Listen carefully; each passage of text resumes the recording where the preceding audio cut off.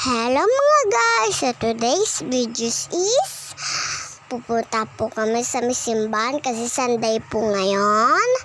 Ayan po ako. Kami lang po dyan dalawa.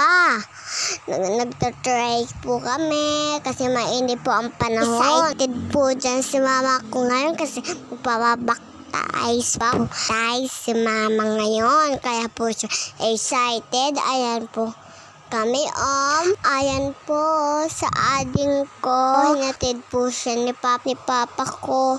Si ading ko po magpapabaptize.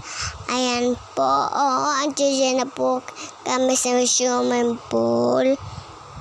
Pagkatapos po niya magbaptize, magsiswimming na po kami. Ayan po, ang swimming pool na yan, dyan magbabaptize.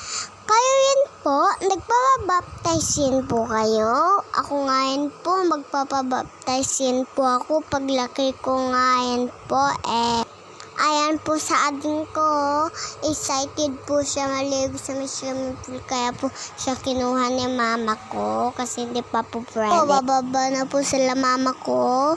Magpapabaptize po sila ni pastor. Ayan po, nagpabaptize na po sila. Ayan na po, si mama ko. Pinabaptize na po siya ni pastor. Ayan po si Ninang Daisy. Kay Jesucristo lamang matatatuan ang kaligtasan sapagkat sa silong ng langit kanyang pangalan lamang ang binigay ng Diyos sa kaliligtas ng tao. Gawa 4:20.